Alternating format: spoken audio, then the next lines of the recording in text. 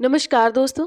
आप सभी विद्यार्थियों का आपके अपने YouTube चैनल एडियो फैक्ट के प्लेटफॉर्म पे बहुत बहुत स्वागत है।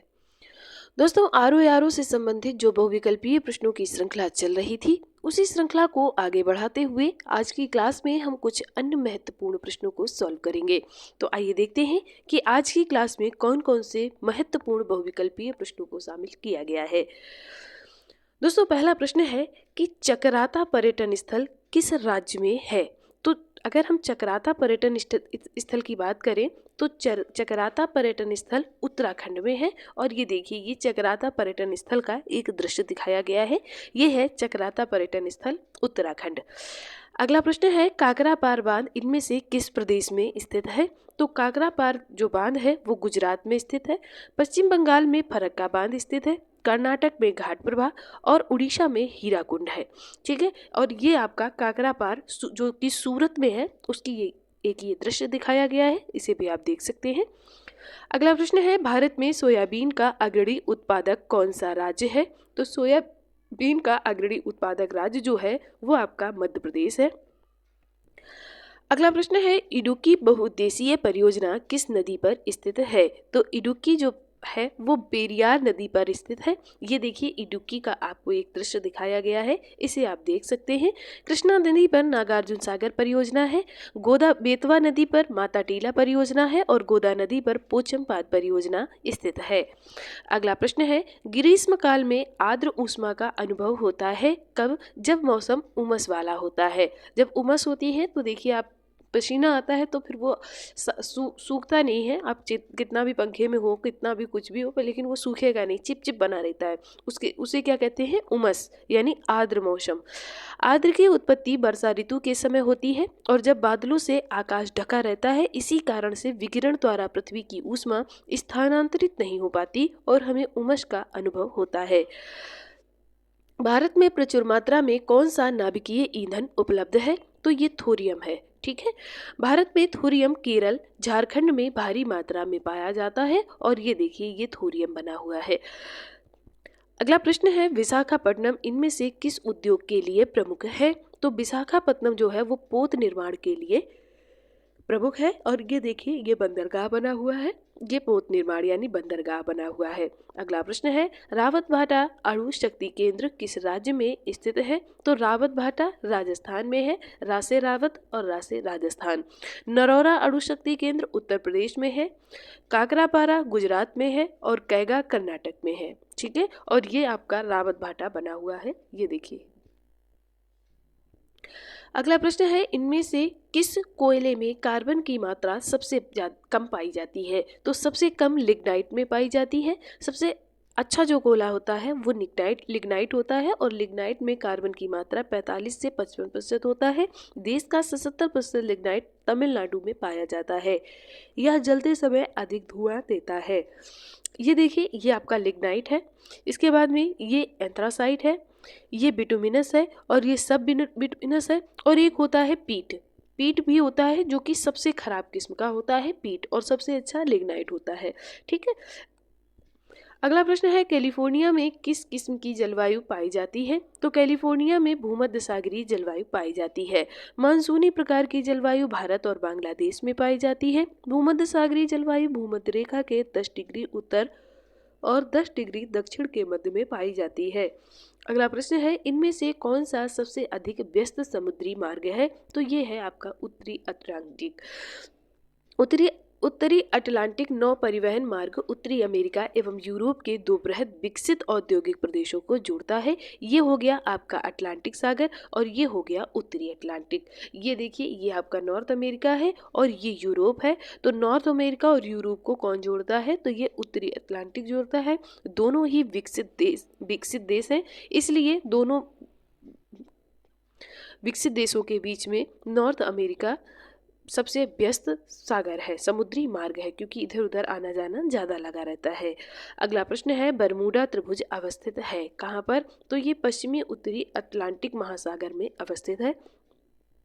ये देख सकते हैं आप, ये है बरमूडा ट्रायंगल। ये कहाँ पर है। तो ये इधर फ्लोरिडा है, इधर बरमूडा है और इधर पे क्या है, पेटोरिको है। ठीक है, और बीच में ये बरमूडा ट्रायंगल है।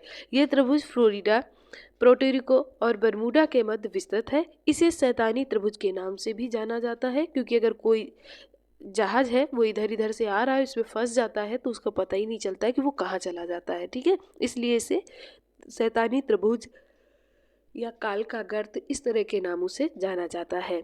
अगला प्रश्न है, सबसे अधिक घना आबादी वाला सार्क देश कौन सा है? तो वो बांग्लादेश है। ठीक है, सार्क देशों में बांग्लादेश का जनघनत्व 1253 है, भारत का 460 है, श्रीलंका का 340 है और पाकिस्तान का 281 है। याद रखिएगा। अगला प्रश्न है, कमैया प्रणाली है क्या है? तो ये नेपाल में अनुबंधित श्रमिकों की एक प्रणाली है, उसे कहते हैं कमैया प्रणाली। इन क्षेत्रों में कौन सा सर्वाधिक नगरीकृत है? तो यूरोप जो है वो सर्वाधिक नगरीकृत है। ये यूरोप महाद्वीप है, इसे आप देख सकते हैं, और यूरोप महाद्वीप है जो वो सर्वाधिक नगरीकृत है। अगला प्रश्न है, भारत की जनसंख्या अधिक गति से बढ़ रही है लेकिन पक्षियों की संख्या घट रही है। क्यों घट रही है? क्योंकि पक्षियों के वास स्थान में बड़े पैमाने पर कटौती हुई है और कीटनाशक, उर्वरक तथा मच्छर भगाने वाली दवाइयों का उपयोग हो रहा है, जिससे कि पक्षियों की संख्या में निरंतर जो कमी है वो देखी जा सकती है। पक्षियों के निवास स्थान में बड़े पैमाने पर कटौती हो रही है। बड़े आवासों के मध्य सड़कें, कस्बे, पर्यटन स्थल, नहर व विद्युत स्टेशनों के निर्माण करके उन्हें तोड़ दिया गया है। अगला प्रश्न है, भारतीय नगरीय जनसंख्या वार्षिक वृद्धि दर उच्चतम थी, कब थी? तो 61 से 71 के बीच में थी। 2011 की जनगणना के अनुसार भारत की नगरीय जनसंख्या की वृद्धि दर 31.2% है। कैबिनेट मिशन योजना के अंतर्गत संविधान निर्मात्री परिषद में प्रत्येक प्रांत को आवंटित सदस्य संख्या निर्धारित करने के लिए एक प्रतिनिधि कितनी जनसंख्या के अनुपात में था? तो ये 10 लाख प्रति व्यक्ति के अनुपात में था। कैबिनेट मिशन 1946 आया था। कैबिनेट मिशन के 3 सदस्य Lord Pethick Lawrence, Stafford Cripps और A.B. अलेक्जेंडर, ये 3 लोग इसमें शामिल थे। अगला प्रश्न है, संवैधानिकतर अधिकार का अर्थ क्या है? तो ये इसका अर्थ है कि वह शक्ति जो संविधान सम्मत नहीं है। ऐसा अधिकार जो संविधान सम्मत नहीं है या जिनका वर्णन संविधान में नहीं है उसे संविधानेतर यानी संविधान से इतर, संविधान से हटकर अधिकारों के वर्ग में शामिल किया गया है। अगला प्रश्न है, इनमें से किन अनुच्छेदों के साथ मिलकर पढ़ने से सर्वोच्च न्यायालय को समान कार्य के लिए समान वेतन का मौलिक अधिकार परिभाषित करने की शक्ति प्राप्त हुई है? तो ये आपका अनुच्छेद कौन कौन से हैं? तो 14, 15, 16 है। अनुच्छेद 14 में कहा गया है कि समानता का अधिकार वर्णित है, यानी, और इसके बाद 15 में धर्म, जाति, लिंग, जन्मस्थान के आधार पर विभेद का प्रतिरोध यानी प्रतिषेध बताया गया है। अनुच्छेद 16 के अंतर्गत लोक नियोजन के संबंध में अवसरों की समानता का वर्णन किया गया है और 14 में विधि के समक्ष समानता का वर्णन किया गया है। विधि के समक्ष समानता, ठीक है, तो ये आप याद रखिएगा। अगला प्रश्न है, अनुच्छेद 19(1) के डी को अनुच्छेद 21 से मिलाकर पढ़ने पर कौन सा अधिकार प्राप्त होता है? तो ये विदेश यात्रा का अधिकार प्राप्त होता है। अनुच्छेद 19(1) डी में भ्रमण करने की स्वतंत्रता का अधिकार दिया गया है और अनुच्छेद 21 में प्राण एवं दैहिक स्वतंत्रता का वर्णन किया गया है। इस दोनों के अधिकार संबंधित हैं, यानी घूमने का अधिकार दिया गया है, विदेश जाने का अधिकार दिया गया है। मेनका गांधी बनाम भारत संघ मामले में उच्चतम न्यायालय ने इन दोनों अनुच्छेदों को मिलाकर पढ़ने पर विदेश जाने का अधिकार की व्याख्या की है। अगला प्रश्न है, मौलिक कर्तव्यों से संबंधित निम्नलिखित में से कौन सा कथन सही नहीं है? तो उन्हें परमादेश द्वारा प्रभावी बनाया जा सकता है, यानी मौलिक कर्तव्य के विषय में कोई परमादेश जारी नहीं किया जाता है, किसी भी प्रकार की रिट जारी नहीं की जाती है। रिट कब जारी की जाती है? तो ये मौलिक अधिकारों में जारी की जाती है। मौलिक कर्तव्यों को परमादेश द्वारा प्रभावित नहीं बनाया जा सकता। परमादेश एक प्रकार की रिट है जिसे सर्वोच्च न्यायालय अथवा उच्च न्यायालय द्वारा मौलिक अधिकारों के उल्लंघन पर जारी किया जाता है। चलते हैं अगले प्रश्न की तरफ। कृषि एवं पशुपालन व्यवस्था किस अनुच्छेद से संबंधित है? तो ये अनुच्छेद 48 से संबंधित है। अनुच्छेद 44 का संबंध है समान नागरिक संहिता से। अनुच्छेद 50 अंतर्राष्ट्रीय व्यवस्था को है और अनुच्छेद 51 का संबंध जो है वो मौलिक अर्थ अनुच्छेद 51 का संबंध मौलिक कर्तव्यों से है। अगला प्रश्न है, संविधान में राज्यपालों को निर्वाचित करने की योजना नहीं है, इसके लिए कौन सा कथन उपयुक्त नहीं है? तो इसके लिए निर्वाचन प्रमुख राजनीतिक मुद्दों पर लड़ा जाता है।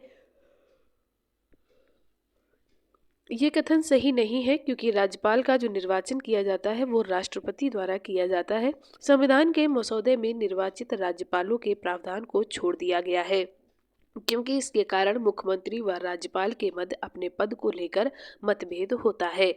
अगला प्रश्न है, भारतीय संविधान का कौन सा अनुच्छेद संवैधानिक विवाद में सर्वोच्च न्यायालय के अपीलीय क्षेत्राधिकार से संबंधित है? तो ये अनुच्छेद 134 ए को मिलाकर अनुच्छेद 132 को पढ़ना। अनुच्छेद 132 उच्चतम न्यायालय को भारत के सभी न्यायालयों के निर्णय के विरुद्ध अपील सुनने का अधिकार देता है। अनुच्छेद 134 के ए में वर्णित है कि उच्च न्यायालय अपने निर्णय के विरुद्ध अपील करने के लिए प्रमाण पत्र देगा। अनुच्छेद 134 ए को मिलाकर अनुच्छेद 132 से पढ़ने की संवैधानिक विवाद में सर्वोच्च न्यायालय की अपीलीय अधिकारिता की वृद्धि होती है। अगला प्रश्न है, गोल्डन हैंड शेक का संदर्भ इनमें से किससे है? तो वह है स्वैच्छिक सेवानिवृत्ति योजना से। इस स्कीम के अंतर्गत किसी निजी या सार्वजनिक उपक्रम से स्वैच्छिक सेवानिवृत्ति लेने वाले कर्मचारियों के कल्याण हेतु सरकार एवं संबंधित औद्योगिक उपक्रम उसे सारे फंड, वेतन और अन्य धन उपलब्ध कराते हैं। सबसे पहले 2000 में यह योजना पंजाब नेशनल बैंक द्वारा चलाई गई थी। अगला प्रश्न है, इनमें से किस कार्यक्रम को स्वर्ण जयंती ग्राम स्वरोजगार योजना में सम्मिलित नहीं किया गया है? तो ये JRY यानी जवाहर रोजगार योजना को स्वर्ण जयंती ग्राम स्वरोजगार योजना में सम्मिलित नहीं किया गया है। भारत सरकार ने 1999 में ग्रामीण क्षेत्र के गरीबों के विकास के लिए स्वर्ण जयंती ग्राम स्वरोजगार योजना की शुरुआत की। इस योजना में जवाहरलाल रोजगार योजना को सम्मिलित नहीं किया गया था। अगला प्रश्न है, राष्ट्रीय विकास परिषद का मुख्य संबंध है किससे है? तो ये विकास परियोजनाओं के निर्माण से है। राष्ट्रीय विकास परिषद की स्थापना 1952 को नियोगी समिति की संस्तुति पर की गई थी। यह मुख्य रूप से राष्ट्रीय योजनाओं के निर्धारण, उद्देश्यों की प्राप्ति, सुझाव, योजना के संचालन की समीक्षा करता है। अगला प्रश्न है, इनमें से कौन सा भारतीय कृषि की निम्न उत्पादकता का कारण नहीं है? तो सहकारी कृषि जो है वो भारतीय कृषि की निम्न उत्पादकता का कारण नहीं है, जबकि जनसंख्या दबाव, प्रच्छन्न बेरोजगारी और भूजोत का छोटा आकार होना ये सभी भारतीय कृषि की निम्न उत्पादकता के कारण माने जाते हैं। सहकारी कृषि कृषि को लाभदायक बनाने हेतु जोतों को संयुक्त करके कृषि करने की एक पद्धति होती है। अगला प्रश्न है, भारत में प्रति 5 वर्ष बाद वित्त आयोग की नियुक्ति की जाती है किसके द्वारा? तो केंद्रीय अनुदान और संघ के राजस्व में राज्यों का अंश निर्धारण करने के लिए की जाती है। राज्य के संविधान के अनुच्छेद 280 के अंतर्गत वित्त आयोग का गठन केंद्र व राज्य के वित्तीय संबंधों के निर्धारण के लिए किया जाता है। वर्तमान में 15वां वित्त आयोग का कार्यकाल चल रहा है और जिसकी अवधि 2020 से 2025 तक रहने वाली है। दोस्तों, ये थे आज के महत्वपूर्ण प्रश्न। आज की श्रृंखला आपको कैसी लगी ये आप हमें कमेंट करके बताइएगा। वीडियो पसंद आया हो तो लाइक करें, दोस्तों के साथ शेयर करें और हमें कमेंट जरूर करें। ऐसे ही वीडियो आपको टाइम से मिलते रहें उसके लिए चैनल को सब्सक्राइब जरूर कर लें। आप सभी विद्यार्थियों का एक बार दिल से बहुत बहुत धन्यवाद।